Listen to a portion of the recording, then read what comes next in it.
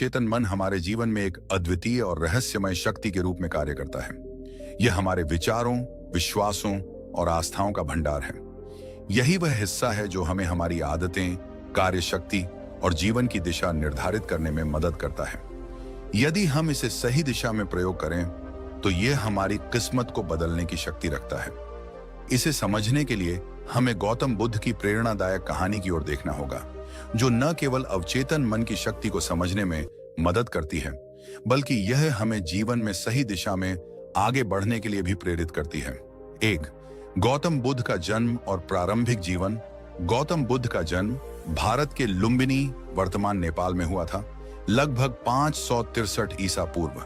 उनका नाम सिद्धार्थ था और वे शाक्य कुल के राजा शुद्धोधन के बेटे थे। उनका जीवन प्रारंभ से ही ऐश्वर्य और सुख से भरा हुआ था। सिद्धार्थ का जीवन सुख, विलासिता और समृद्धि से युक्त था, लेकिन उन्हें यह सब कुछ अस्थायी और भ्रामक लगा। वह दुनिया के वास्तविकता को समझना चाहते थे। वह एक दिन महल से बाहर निकले और उन्होंने 4 दृश्य देखे, जिनमें एक बूढ़ा व्यक्ति, एक बीमार व्यक्ति, एक मृत व्यक्ति और एक सन्यासी शामिल थे। इन दृश्यों ने उनके दिल को गहरे प्रभावित किया, यह समझने की कोशिश में कि जीवन का वास्तविक उद्देश्य क्या है। उन्होंने महल छोड़ दिया और आत्मज्ञान की खोज में निकल पड़े। दोस्तों, वीडियो में आगे बढ़ने से पहले वीडियो को लाइक, चैनल को सब्सक्राइब करके बेल आइकॉन को प्रेस जरूर करें। आइए शुरू करते हैं। 2. आत्मज्ञान की खोज और अवचेतन मन का प्रभाव। जब सिद्धार्थ महल से बाहर निकले तो उन्होंने योग, ध्यान और तपस्या की राह अपनाई। उनका उद्देश्य जीवन के दुखों से मुक्ति प्राप्त करना था। इस यात्रा के दौरान उन्होंने कई गुरुओं से शिक्षा ली और बहुत कठोर साधना की, लेकिन वह यह समझ नहीं पा रहे थे कि दुख का कारण क्या है और इसे कैसे समाप्त किया जा सकता है। एक दिन उन्होंने विचार किया कि अगर किसी रास्ते पर चलने से समाधान नहीं मिलता तो क्यों न एक अलग दृष्टिकोण अपनाया जाए। इस विचार के साथ उन्होंने कठोर तपस्या और यौगिक साधनाओं को छोड़ दिया और ध्यान के माध्यम से आत्मज्ञान की खोज शुरू की। उन्होंने अवचेतन मन की शक्ति का अनुभव किया, जिसे उन्होंने ध्यान की गहरी अवस्था में महसूस किया।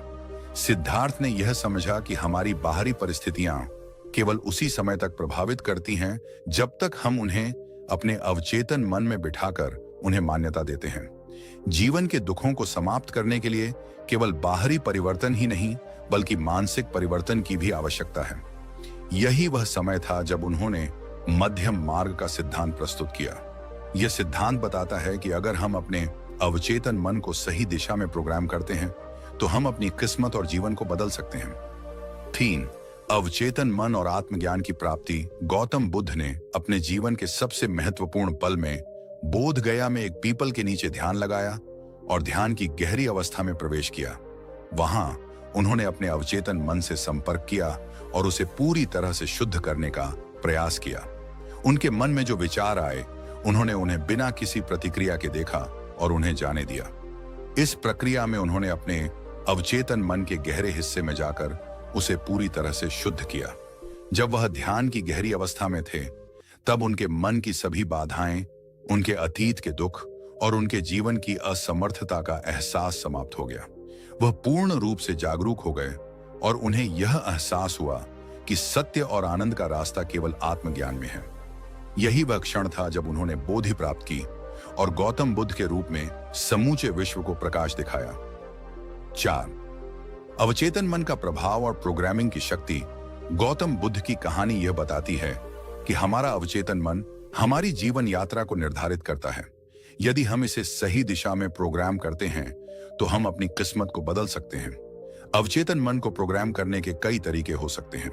सकारात्मक सोच। गौतम बुद्ध ने हमेशा सकारात्मक सोच और मानसिक शुद्धता की बात की। यदि हम अपने मन को सकारात्मक विचारों से भरें तो वह हमारे जीवन को भी सकारात्मक रूप में बदल देगा। ध्यान और आत्मविश्लेषण। बुद्ध ने ध्यान को आत्मज्ञान प्राप्त करने का सबसे शक्तिशाली उपाय माना। ध्यान से हम अपने अवचेतन मन को शुद्ध कर सकते हैं और उसे नए दृष्टिकोण से प्रोग्राम कर सकते हैं। दया और करुणा। बुद्ध ने जीवन में दया और करुणा का महत्व बताया। यदि हम अपने अवचेतन मन में इन भावनाओं को स्थान देते हैं तो हम न केवल अपने जीवन में बदलाव ला सकते हैं, बल्कि दूसरों के जीवन में भी सकारात्मक बदलाव ला सकते हैं। 5.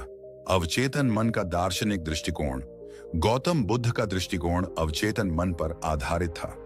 उनका मानना था कि दुख केवल बाहरी परिस्थितियों से नहीं, बल्कि हमारे मन की प्रतिक्रिया से उत्पन्न होता है। हम जिस प्रकार के विचारों को अपने अवचेतन मन में जगह देते हैं, वही हमारे जीवन की दिशा निर्धारित करते हैं। बुद्ध का यह कहना था कि यदि हम अपने मन को बदलते हैं, तो हम अपनी दुनिया को भी बदल सकते हैं।